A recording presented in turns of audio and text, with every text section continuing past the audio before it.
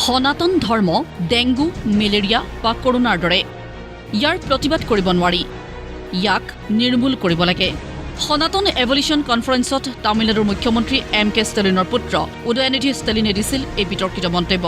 তাৰ পিছতেই দেশজুৰি ব্যাপক প্ৰতিক্ৰিয়া, জাঙুৰ খাই উঠিছে বিভিন্ন হিন্দু সংগঠন আৰু ধৰ্মীয় গুৰু। सनातन धर्म अखंड है, अनादिकाल से चला आ रहा है। इसको खत्म करने वाले चले गए, मर गए, उनकी पीढ़ियां खत्म हो गई हैं। इनका समूल नाश खत्म हो जाएगा जो सनातन धर्म को खत्म करने की जो बात करते हैं। ये पहला राक्षस नहीं है, ऐसे लाखों राक्षस पूर्व में हुए और उनका संहार हुआ। ये व्यक्ति चुनाव के लिए, राजनीति के लिए ये कुछ भी कर सकते हैं। ऐसे लोग राजनीति के लिए कुत्ते की पट्टी भी खा सकते हैं। উদয়নিধি ষ্টেলিনৰ মন্তব্যক তীব্ৰ সমালোচনা বিজেপিৰো। Is commenting on Sanatan Dharma, is commenting on Hinduism and Hindu faith without any worries of any response, because he believes that his money, his wealth, his dynasty position puts him in a situation where he can insult thousands and hundreds of crores of Indians and people from Tamil Nadu. क्या यही मोहब्बत की दुकान है राहुल गांधी जी, या ये नफरत के भाईजान हैं?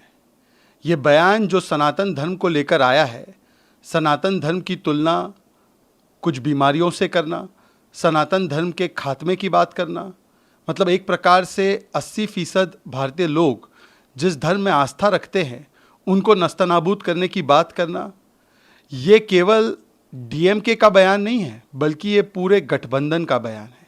ये पूरे गठबंधन की सोच है, ये पूरे घमंडिया अलायंस की सोच है। বিজেপি আৰু হিন্দু সংগঠনৰ আক্ৰমণৰ বিপৰীতে বিৰোধীৰ মুখত শুনা গ'ল বিপৰীত সুৰ। ষ্টেলিনৰ মন্তব্যক পৰোক্ষভাৱে সমৰ্থন কৰিছে आप আৰু RJDয়ে। जहाँ तक सनातन धर्म का प्रश्न है, सनातन धर्म को बदनाम करने का, सनातन धर्म को पूरी दुनिया में उसके बारे में गलत संदेश देने का काम अगर कोई पार्टी कर रही है तो उसका नाम है भारतीय जनता पार्टी, जो चंदा चोरों की पार्टी है। और इन्होंने प्रभु श्री राम के नाम पे चंदा चोरी की। एक हिंदुस्तान का एक मिजाज रहा है, कई लोगों की सनातन में कई सारी विकृतियां हैं। क्या जाति व्यवस्था अच्छी चीज है? क्यों उसी वर्ग में उतरने वाले की जाति नहीं बदलती है? ये सारे सवाल हैं। अगर किसी ने कुछ कह दिया तो लेके उड़ गए। कमाल की बात है भाई। প্ৰধান বিৰোধী দল কংগ্ৰেছে ষ্টেলিনৰ মন্তব্য সমৰ্থন নজনালেও ধৰ্মক লৈ দেশত সৃষ্টি হোৱা অসহিষ্ণু পৰিস্থিতিৰ বাবে বিজেপিক সমালোচনা কৰে। हमारा संविधान इसीलिए सेकुलर है कि देश के अंदर भिन्न भिन्न धर्म रहते हैं, भिन्न भिन्न ज़बानें रहती हैं, ताकि देश को एक रखा जा सके।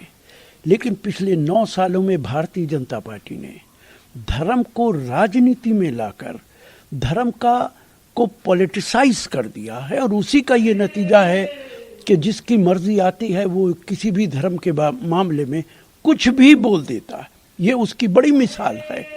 इसके लिए जिसने बोला है वो गलत बोला है, लेकिन उससे भी ज़्यादा जिम्मेदारी भारतीय जनता पार्टी के नेताओं की है, जिन्होंने धर्म को राजनीति में ले आए हैं और उसे पॉलिटिसाइज किया। শাসক বিৰোধীৰ এই বাদানুবাদৰ মাজতেই উদয়নিধি ষ্টেলিনৰ মন্তব্যৰ ভুল ব্যাখ্যাৰ দাবী তুলিছে DMKৰ মুখপাত্ৰ সাৰাভাননে। Our leader, Mr. Udayanidhi's statement has been twisted, taken out of context, and the biggest fake news peddler has put out a tweet that Mr. Udayanidhi Stalin has asked for genocide.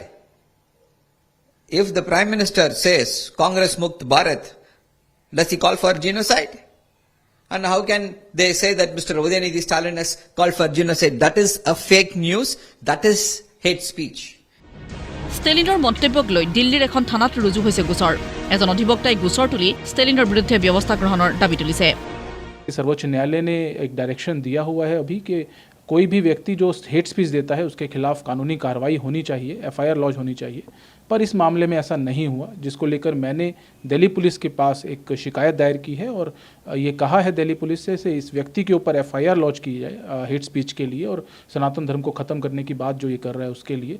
और आशा है जल्द ही इसके ऊपर FIR launch होगी। अगर नहीं होती तो बिल्कुल हम लोग दिल्ली हाई कोर्ट का रास्ता जरूर अपनाएंगे और जो भी कानूनी कार्रवाई ऐसे व्यक्तियों को जो हमारे देश को तोड़ना चाहते हैं और धर्म को ख़त्म करने की बात कर रहे हैं उनके खिलाफ जरूर कानूनी कार्रवाई करेंगे। न्यूज़ डेस्क रिपोर्ट, प्रतिदिन टाइम।